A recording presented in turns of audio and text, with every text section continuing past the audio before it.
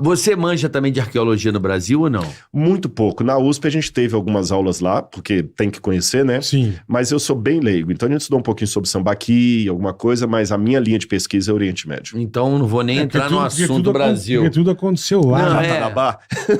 Não, eu queria saber da Luzia, se é real, se não é. Não, a Luzia é real. A Só figura rupestre lá do Piauí, se aqueles são os primeiros registros, né? Dizem que os primeiros registros do Brasil são aquelas figuras rupestres lá no Piauí. Mas tem gente mais graduado do que eu na USP para responder. A professora Fabiola lá, A doutora, a professora? É doutora, mas essa é doutora mesmo, a Fabiola. E tem o Levi também lá da USP, dela. São pessoas da área... Nossa, a Fabiola, ela sabe tudo, ela descortina que é a coisa toda. Eu sei que da Luzia tem uma polêmica contra a data dela, alguns colocam que é 100 e tantos mil anos, outros falam que é 35 mil anos, né? Pô, a diferença... Tem umas mas não polêmicas. dá pra chegar na conclusão? Não, os sambaquis, ninguém sabe até hoje o que é, tem muitas teorias. O que é o sambaquis? Sambaquis são um monte de entulho de conchas, restos humanos, que você tem do Amazonas até Santa Catarina. Caralho. É mesmo. Se remexer na terra, vai encontrar. Vai encontrar. É uma montanha mesmo. Aí já falaram que é descarte de tribos indígenas, que era descarte de cozinha, que era... O lixão. Pô, é gigante desse Até jeito, hoje ninguém caralho. sabe o que é. Negócio alto mesmo. Vou dar uma bugada aí, Sambaqui, você vai ver. Mas, repito... Eu vou trazer um cara aqui, Bola. Vou trazer um cara foda para falar um pouco também de... Eu conheço um cara que tem um livro muito bom sobre essa história do Brasil, assim, de 1600, 1500. Mas é arqueólogo também? Cara, é historiador. Mas historiador e arqueólogo são primos irmãos ali, né? São áreas, assim, objeto de pesquisa e a forma é um pouco diferente, mas são áreas... É igual psicólogo e psiquiatra.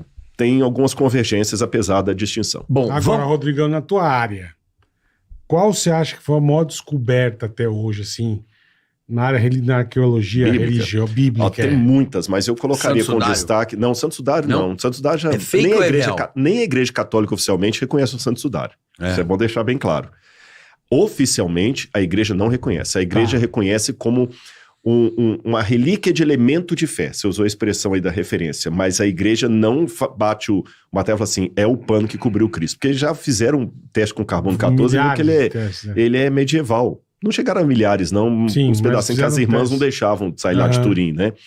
Agora, da descoberta arqueológica bíblica que deu uma grande contribuição foram os famosos manuscritos do Mar Morto. Eles foram encontrados... Você foram para Israel alguma vez, não? Não, nunca fui. Cara, vocês têm que ir para lá. Nossa. Tá tranquilão agora.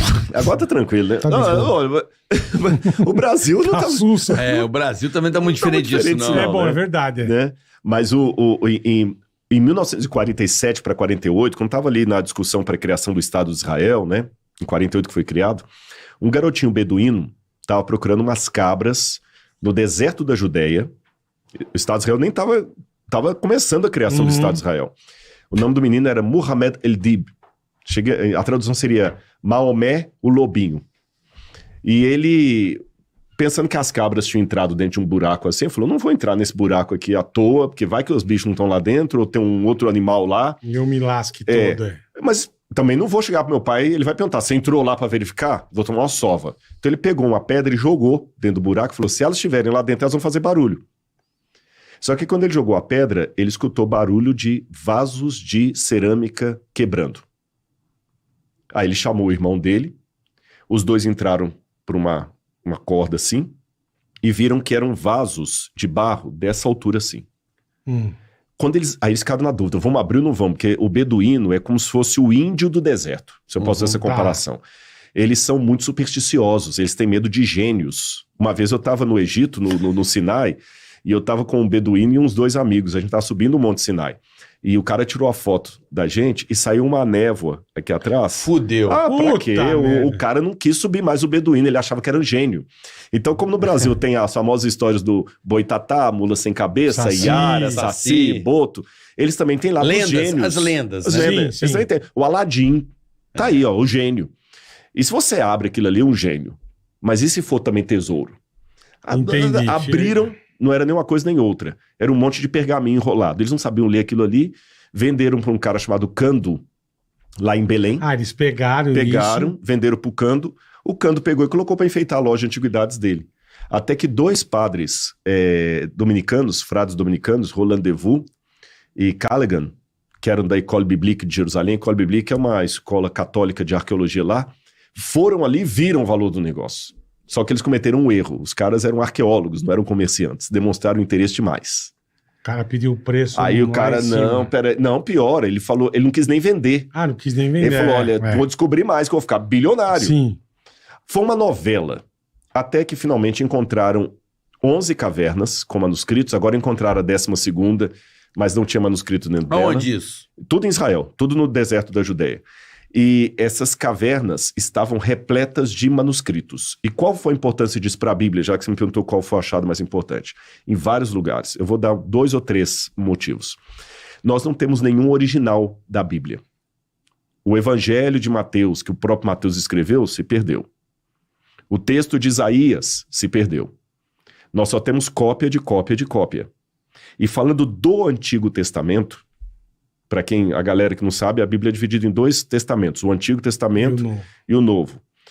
O Antigo Testamento vai de Gênesis a Malaquias, o Novo vai de Mateus até Apocalipse. O Antigo Testamento é escrito em aramaico e grego, e hebraico, o Novo Testamento em grego.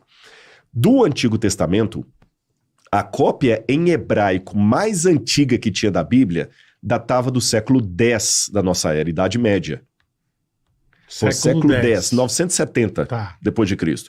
Estou falando 1.200 anos, 1.400 anos mais velho, mais novo do que o término do Antigo Testamento. Uhum. Então, quer dizer, quando o Antigo Testamento terminou de ser escrito, você conta 1.400 anos para ter a cópia mais antiga em hebraico.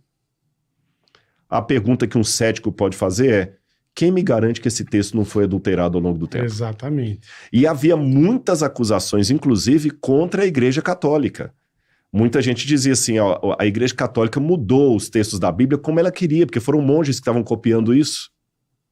Então a Igreja botou o que quis lá. Então, até hoje, tem muito cético que fala assim, Bíblia, isso aí foi um bando de padre do deserto lá que botou o que quiser. Isso, né? E como é que você garante que está lá mesmo? Bom, quando encontraram esse manuscrito em 1947 e foram datar, por exemplo, tinha uma cópia de Isaías ali que datava de 250 anos antes de Cristo. Caralho. 1.200 anos mais antiga do que achavam que os manuscritos medievais que os judeus estavam copiando, os maçoretas. 1.200 anos mais antiga. E quando você compara o Isaías que foi encontrado lá com o Isaías medieval, você vê que o texto bateu. Rodrigo, não tem diferença nenhuma? Tem. Mas sabe quais são as diferenças? Palavra soletrada, como se fosse, vou simplificar para a galera entender. É como se num texto estivesse escrito assim, carioca com C, e no outro estava carioca com K. Uma letra. Uma letra. Tá. Olha, engraçado, que esse aqui ele escreveu carioca com K. Não mudou nada, continuou sendo carioca. Sim. Só que me deu um indício que talvez naquela época não escrevia carioca com C. Você tá entendendo? No texto de Isaías medieval, chamava Deus assim, santo, santo, santo. Que até na missa usa, né? Sim, santo. A voz, exatamente. No de Qumran estava só 2 vezes, santo, santo. Mas mudou alguma coisa da sua fé? Não. Nada. Um falou uma vez a mais, outro uma vez a menos. Mostrou que a Bíblia foi preservada. Além disso, encontraram-se ali vários outros textos não bíblicos que me ajudam a entender como era o judaísmo da época de Jesus. O que eles pensavam, o que eles comiam. Até algumas gírias que Jesus usou, por exemplo, que Jesus falou o seguinte, bem-aventurados os pobres de espírito. Não tem essa bem-aventurança? O que é isso? Você sabe que um grande problema hoje é traduzir expressão idiomática. Você fala assim, caraca, moleque, né? Pô, o WhatsApp dá briga por causa disso. O que significa? Porque o escrito nem sempre é a tua intenção. Exatamente. É a musicalidade da fonética, né? E o que é pior, como é que você vai traduzir? Caraca, moleque. Como é que você traduz isso pro inglês? Não. Pro alemão? Esquece. E pra gente entender uma gíria, uma expressão idiomática, uma piada. Gente, eu falo inglês, mas eu não consigo rir em stand-up. Porque eu não entendo. É o dialeto, é uma coisa muito específica. Eu tô entendendo o que o cara tá falando, mas não tô vendo graça. Mas um americano que fala português, você não vai entender. Também não vai entender nada. Então, os manuscritos do Mar Morto me ajudaram a entender a piada da época, a expressão idiomática, o trocadilho. Caralho. Então tem um texto, por exemplo, lá que fala dos Anavei Ruar. O que é Anavei Ruar? Os encurvados no espírito, os pobres de espírito. Sabe o que é pobre de espírito? Não é o mendigo da época. É o não crente, é o que não crê, aquele que não crê. Aquele pior que não, às vezes ele até crê. É aquele que não obedece a Deus. Porque Anavei Ruar, em hebraico, significa literalmente o encurvado no espírito. A palavra espírito, em hebraico, Ruar, significa também vento, sopro. E Anavei é pobre ou humilde.